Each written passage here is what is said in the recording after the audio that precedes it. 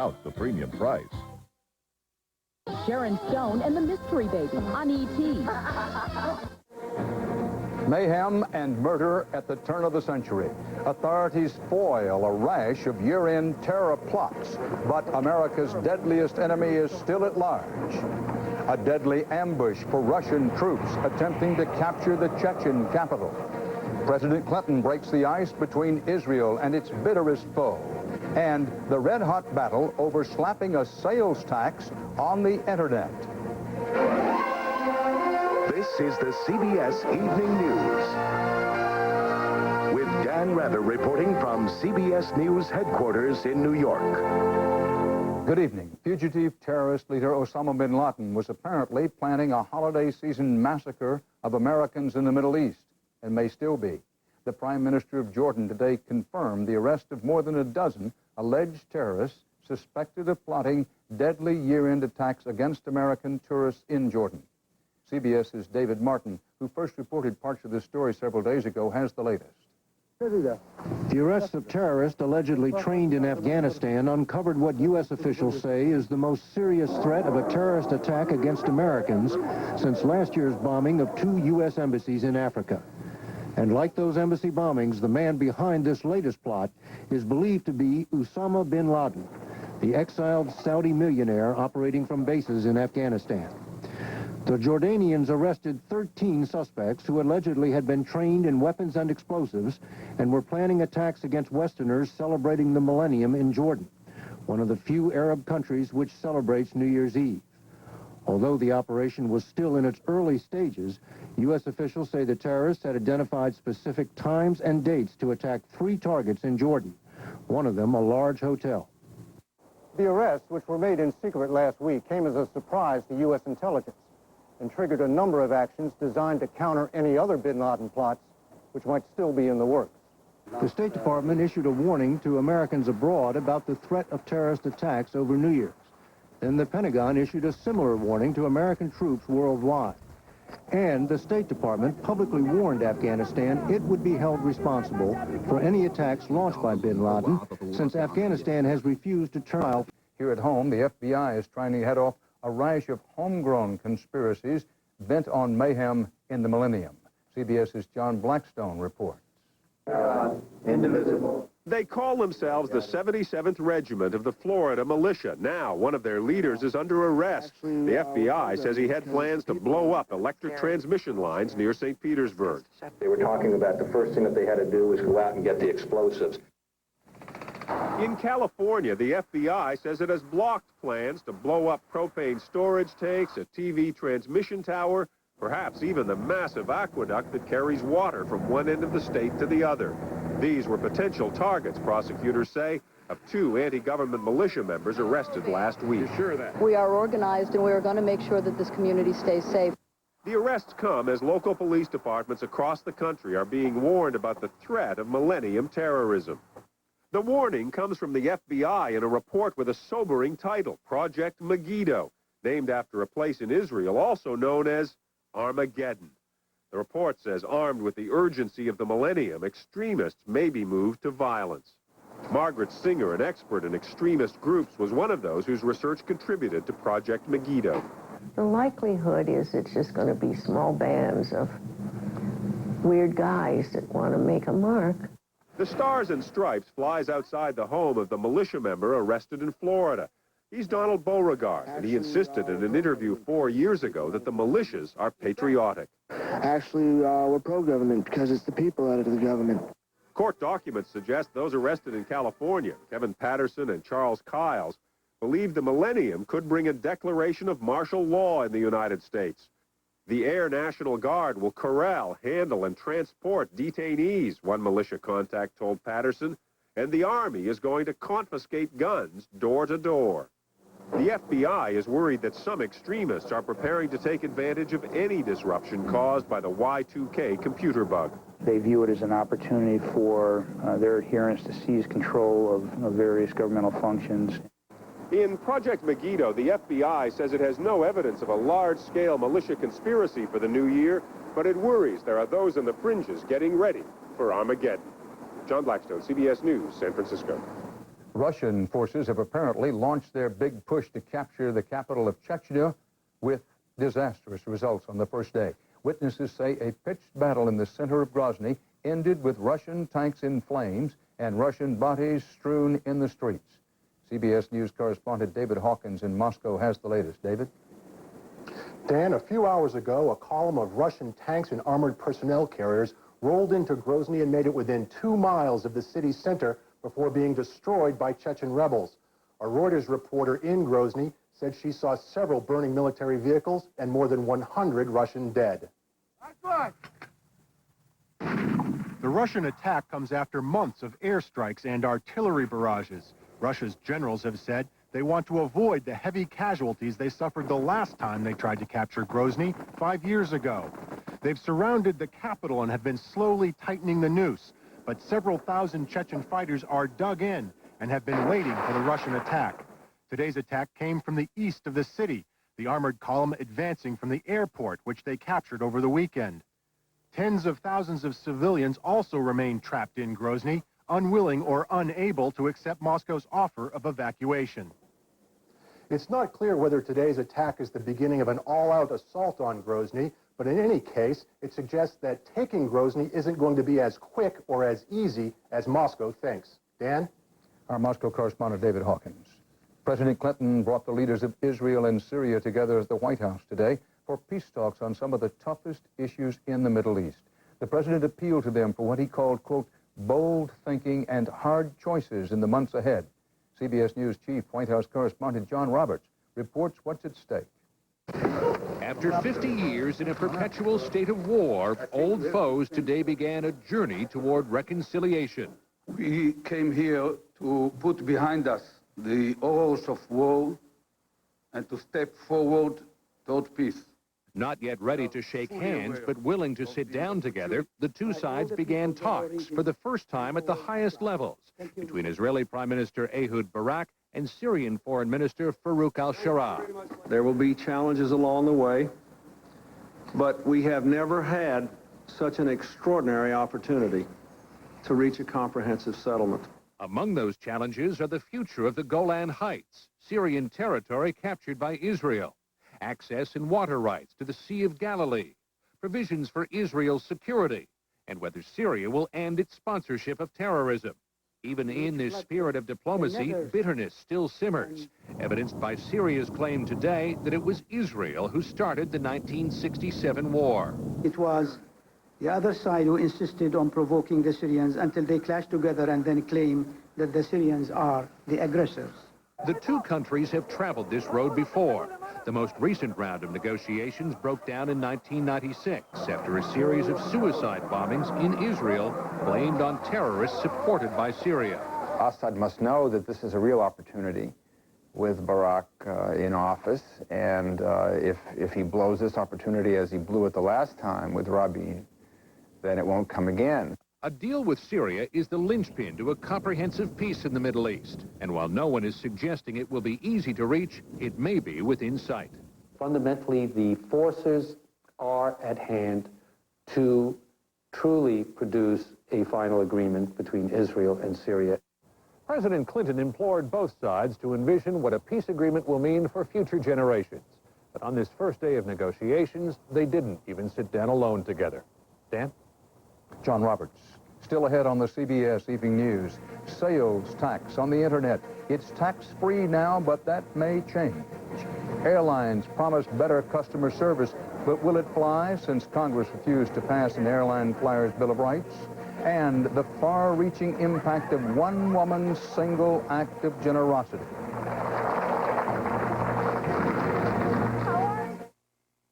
To find the perfect gift for the pet lover in your life, Gifts.com tested all kinds of gift ideas. What do you think of that? Does this appeal to you? Bad gift. The Dalmatian loved it. He likes the orange spongy. Good gift. The Doberman has issues. So when you're looking for just the right gift, come to Gifts.com. Tell us about the people at pets you're shopping for, and we'll tell you about some great gifts. Gifts.com. Just the perfect gifts. Register now at Gifts.com and get $10 off your next purchase of $50 or more. While some folks couldn't sleep, You were peacefully sleeping thanks to Simply Sleep from the makers of Tylenol PM. It's non-habit forming and eases you into a restful night's sleep. Simply Sleep. Planning a holiday party? Make it a very splashy event. Serve a seafood platter from Red Lobster. Shrimp, crab, or both. Either way, it's seafood worth celebrating. Order yours today. One more gift to buy? The big one? Well, now you can get a Gateway PC with an Intel Pentium 3 processor, including a color printer. It's just $899 after a $400 rebate with a 3-year CompuServe 2000 Premier commitment. Order by the 23rd, and it's guaranteed to be in Santa's bag. Oh yeah, did we mention the gift box? Call 1-800-GATEWAY. In his first ever public comments on the matter, Democratic fundraiser John Wong told Congress today he regrets his own illegal fundraising activities in the Clinton presidential campaigns. Wong testified that the president and vice president were not in any way involved and that he was never, as some have claimed, a spy for communist China. Wong took a thinly veiled swipe at Republicans in Congress who compelled him to testify and at others for what he called, quote, demonizing me and other Asian Americans, unquote. One of the big advantages of shopping on the internet is no sales tax, but that may change. A government advisory panel held hearings today about whether states should be allowed to tax e-commerce. CBS's Thalia Assuris reports a lot of money is at stake for consumers, states, and traditional brick-and-mortar stores. The ring of cash registers makes merchants merry this time of year, but store owners like Godwin Morris of New York are hearing it less and less, partly because of the explosion in online shopping. I would say half of what we sell you can find easily on the internet. Where goods are virtually exempt from sales taxes. It's a virtual discount that makes already convenient online shopping even more attractive. By them not charging sales tax, we have to charge sales tax, we'll collapse. So it's that I find extremely unfair, that the sales tax issue is allowing other companies to grow to my detriment. And that's a key issue a government panel now meeting in San Francisco is grappling with. Should purchases made on the internet be tax-free? Advocates claim without that exemption, online buying would be reduced by 25%. Electronic commerce is America's great advantage over the rest of the world. Why would we cripple ourselves in a race that we're winning? But with online sales expected to triple to $6 billion this year, that could mean staggering amounts in unpaid taxes. By 2003, state and local governments predict they will lose $10 billion annually. That's too high a price for some like Dallas Mayor Ron Kirk, who says essential services like road repairs and police and fire departments would be threatened. The only way we're going to be able to continue that promise is to make sure we have the revenues to keep those firemen and women on the streets, keep those fire trucks rolling. It is a hot political issue, from mayors all the way up to presidential candidates, and it promises to get even hotter once the panel makes its recommendations to Congress next spring. Thalia Assuris, CBS News, New York. On the CBS Health Watch, the U.S. government today gave meat packers the final go-ahead to begin irradiating beef, pork, and lamb. Zapping with radiation is the only known way to kill E. coli and other food-poisoning germs in raw meat. E. coli can be killed by cooking meat all the way through. Irradiated raw meat products will have a special label to let consumers know. The U.S. government's latest look at narcotics trafficking shows the nation's drug problem has evolved into a series of local epidemics. Federal agents have uncovered more than 1,000 illegal methamphetamine laboratories in the Midwest and the Pacific Northwest. Heroin and cocaine still dominate in the New York, New Jersey area, and in the U.S. South, marijuana is now the #1 homegrown cash crop. Up next on CBS, the airlines say they are improving service. Is it just a stall to further fight off new regulations? When we asked some denture wearers why they don't use an adhesive, they didn't have a lot to say. Don't need it. My dentures fit fine. No problems here. But after we gave them Fix-A-Dent, they just couldn't say enough. It's amazing, the difference. It's It's a great new feeling of security. Comfort. Confidence. I just plain forget I have them. That's because Fix-A-Dent adjusts to the unique contours of your dentures and gums, forming a thin, powerful seal for a better hold than you ever thought possible. I could just kick myself for not doing this sooner. Find out for yourself what it feels like to Fix-A-Dent and forget it. My driving test kind of got off to a bad start. On calls like this, you want to talk a while. That's why it's always a good idea to dial 10-10-321. Well, I thought I was in first. With 10-10-321, you save 50% on calls over 10 minutes. But that's just 8 cents a minute, day or night. I was supposed to turn on the blinker. And no monthly fees. And at 50% off, you can go on and on and on. So finally, I pull out of the parking space. Talk as long as you want with 10-10-321. I'm the Black & Decker floor buster. I eat broken glass for breakfast. I eat cat litter for lunch. Let's just say I have an insatiable appetite. I'm the floor buster. I'm built by Black & Decker. You know, my friend Mr. Moretti, he worries about the arthritis pain in my hands. So he came with me to the doctor. Now I am on a wonderful treatment. Tylenol Arthritis Extended Relief. Take comfort in our strength. I was one hurting cowboy. Heartburn hotter than a blown engine. And pain? The antacid I took didn't do the whole job. And Pepsi takes so long. Then I tried Alka-Seltzer. Man, if it didn't work a whole lot better. Alka-Seltzer, the only one with the medicines to relieve all your symptoms. Boy, it works fast. And only Alka-Seltzer has the effervescent power to speed relief. Alka-Seltzer. Made a believer out of me. Get better relief. Get Alka-Seltzer. Federal air safety investigators said today changes should be made in electrical units of MD-11 jetliners. This follows 3 recent incidents of melting and fires in front cargo hold electrical units, indicating a potential problem in the units, the wiring, and the insulation. Investigators say this electrical problem is not believed related to the one involved in the MD-11 crash of Swiss Air 111 last year. When it comes to consumer complaints about air travel, the airline industry says it's already on the case, starting now.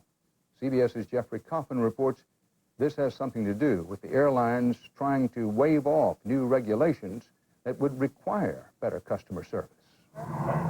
Planes late, overbooked, luggage lost. You're not helping me any. Those tales of travel misery are familiar to just about anyone who flies. Not a happy camper. But all the major airlines pledge it's going to get better, because as of today, there's something called the Airline Customer Service Commitment. It sure sounds good. We will give you more information ahead of time about fares, more information at the airport about what's happening as far as flights go. The airlines are also promising to offer consumers more flexibility on ticket purchases, to give prompt refunds, and improved baggage handling. So you will notice just more and better information across the travel experience. This follows a year when the number of customer complaints doubled. I've been flying so long, and I've seen the customer service go down and down and down, and actually turn into almost a bus service. They're not improving anything. They're advertising things that they've already had, things that they don't hold up to. It was after Northwest left a plane load of passengers stranded on a runway for 8 hours last winter that the airlines knew they had to do something. Congress was threatening to step in, but the airlines persuaded the politicians that they can police themselves. Some are still skeptical. This is old wine in new bottles. And if you look systematically what the airline industry is talking about, this is basically a restatement of rights that passengers have. The airlines may have ducked government regulation, but they haven't ducked government scrutiny. For the next year, the Department of Transportation is going to have auditors crisscrossing the country evaluating customer service. And the airlines know they've got to improve, because if they don't, they may be forced to by Congress. Jeffrey Kaufman, CBS News, Miami.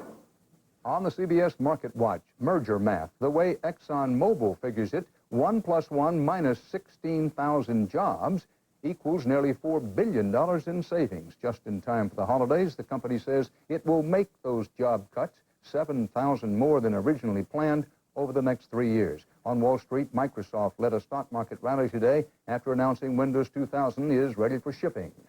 Up next on the CBS Evening News, the American Dream. Tonight, kindness American style that saved a life.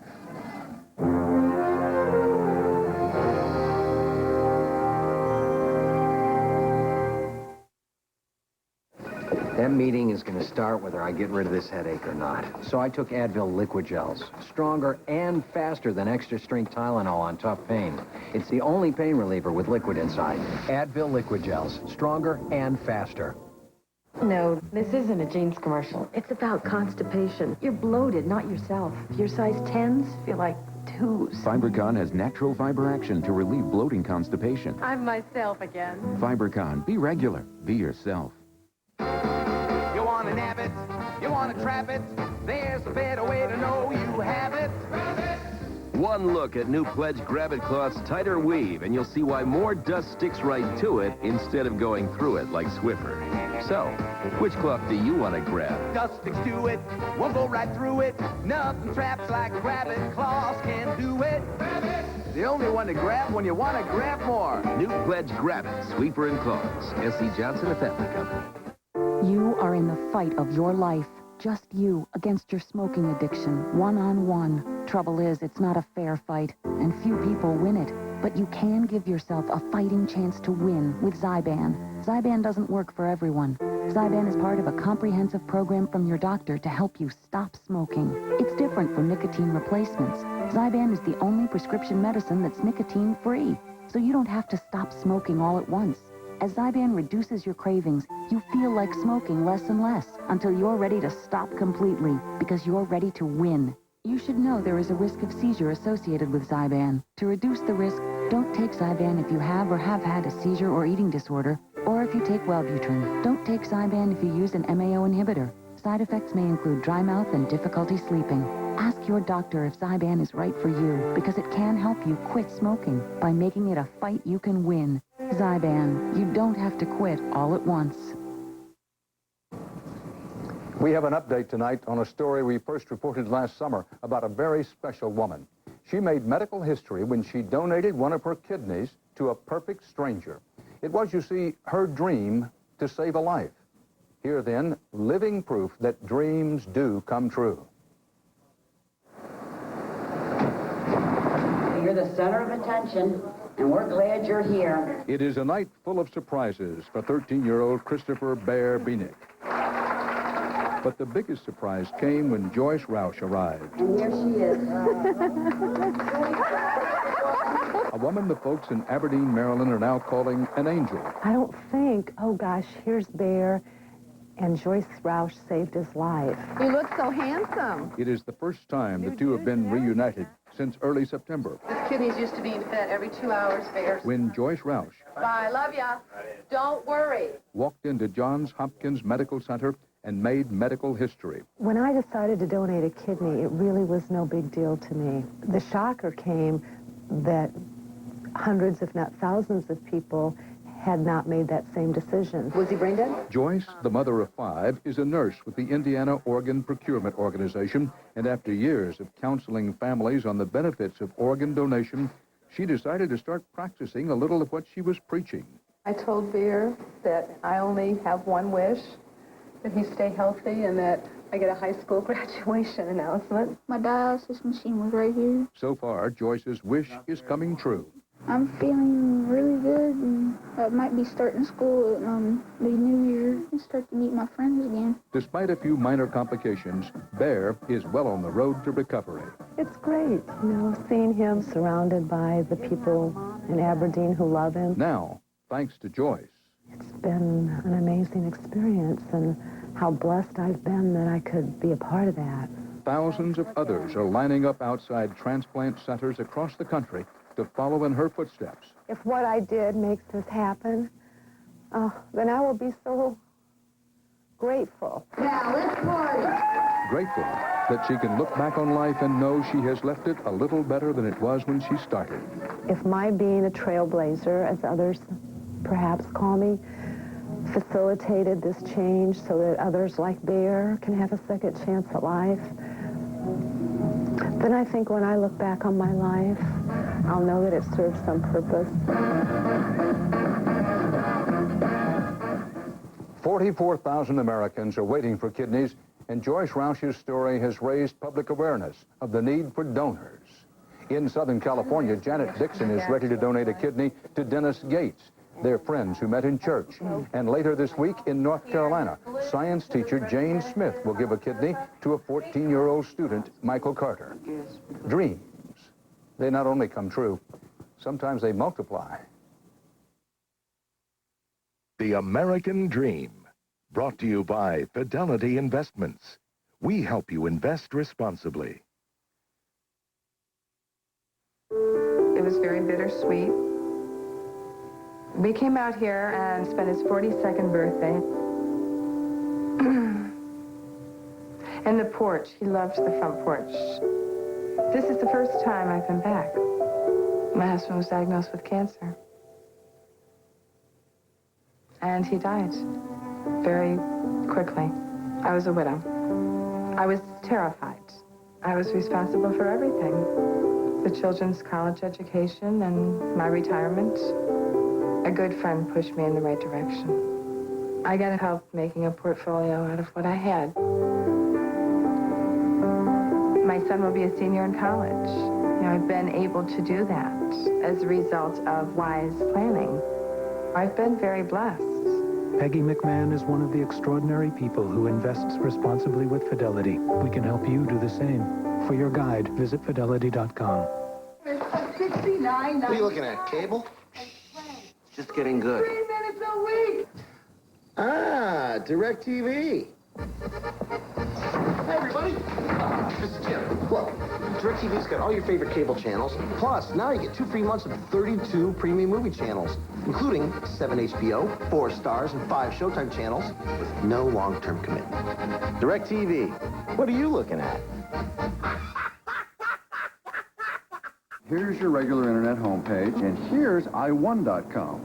It's free. You use it like Yahoo, Excite, or other search engines. Only i1.com gives away $10,000 every day, $1 million a month, and $10 million on tax day. Which one would you choose? If my friend used this at work secretly and she won, would her boss get the money? No, your friend would get the money. It's good to know. Introducing i1.com. Why wouldn't you? We leave you this evening with the changing face of America, and it ends with a look of surprise.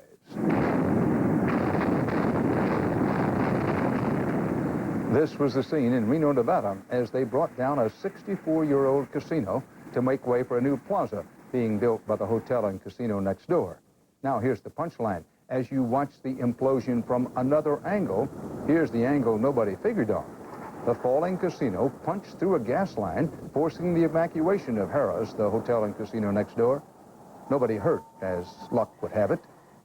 Those are the odds and ends from, among other places, the gambling dens of Nevada tonight, and part of our world. For the CBS Evening News, Dan Rather reporting. Thanks for joining us. Good night. For news 24 hours a day, CBS.com on the internet and on our interactive partner, America Online, at keyword CBS News.